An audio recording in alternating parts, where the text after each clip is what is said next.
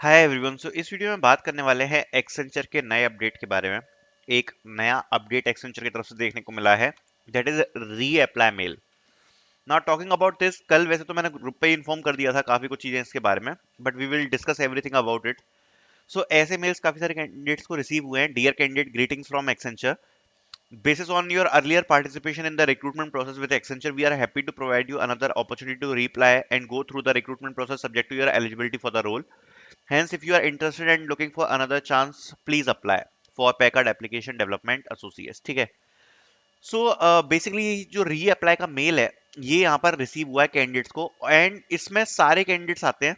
मतलब कुछ कैंडिडेट्स ऐसे भी हैं जिनके अभी रिसेंटली बिल्कुल अक्टूबर में इंटरव्यू हुए हैं। कुछ कैंडिडेट्स ऐसे हैं जिनके अक्टूबर में इंटरव्यू होके they are waiting for the results, they also got this. Okay. Also काफी कैंडिडेट ऐसे भी हैं जिनका मई में ही एग्जाम हो गया था, दे आल्सो गॉट दिस। मतलब टोटली रैंडम है। काफी सारे candidates got this male and number अच्छा है यहाँ पर। बट इस मेल का कुछ स्पेशल पर्पस है क्या, नहीं, वो तो इसकी लिंक से ही समझ में आ जाता है। अगर आप लिंक देखोगे ना, तो ये कॉमन लिंक दे रखी है। अब इसको जरा ध्यान से मेरी बात को समझना, अभी मैं जो आगे एक्सप्लेन करूंगा। सो समथिंग न्यू और same, so this is the main thing. अगर आप लिंक देखोगे तो ये जो लिंक दी है ना पैकेट एप्लीकेशन डेवलपमेंट एसोसिएट में, ये अप्लाई करने के लिए सेम लिंक दी हुई है जो उनके कैरियर पोर्टल पर डली हुई है ऑलरेडी। ठीक है।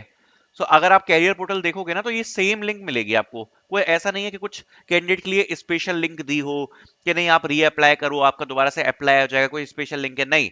सेम टू सेम लिंक दे दी है जो कि कैरियर पोर्टल पे पैकेज एप्लीकेशन डेवलपमेंट एसोसिएट के लिए यहाँ पर डाल रखी है। तो इसलिए ये कुछ भी नया नहीं है।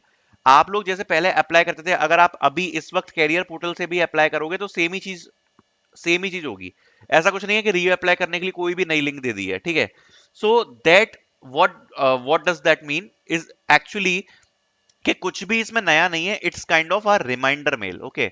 रिमाइंडर मेल के देखो आप लोग रीअप्लाई इसमें कर सकते हो। बट ये मेल कुछ ज्यादा सेंस यहाँ पर बना नहीं रहा है, बिकॉज लिंक कोई स्पेशल लिंक नहीं दी है, वही पुरानी लिंक जो कैरियर पोर्टल पे दी है वो इन्हें डाल रखी है, इसलिए नथिंग इज न्यू। दूसरी बात जो सबसे इंपॉर्टेंट है, what does it mean. So actually ये कुछ भी मीन नहीं करता है। फर्स्ट ऑफ ऑल मैं ये बताना चाहता हूं आपको वाई ये जो मेल है, ये इसका मतलब ऐसे कुछ भी सर पैर नहीं है। बिकॉज जो बच्चों का भी बिल्कुल रीसेंट एग्जाम चल रहा है उनको भी ये वाला मेल आ गया है, जिनने काफी टाइम से एग्जाम दे दिया है उनको भी ये वाला मेल आ गया है। सो कुछ ज्यादा सेंस ये मेल बनाता नहीं है। And some candidates are asking कि क्या इस मेल का रिजेक्शन से कुछ लेना देना है। सो नहीं, इस मेल का रिजेक्शन से कुछ भी लेना देना नहीं है। रिजेक्शन यहाँ पर एक्सेंचर में यहाँ पर दो ही केसेस में होता है। पहला तो कि आपको रिग्रेट का मेल आ जाए, या फिर दूसरा चांस होता है कि you are waiting for the result for more than 1 year. ठीक है।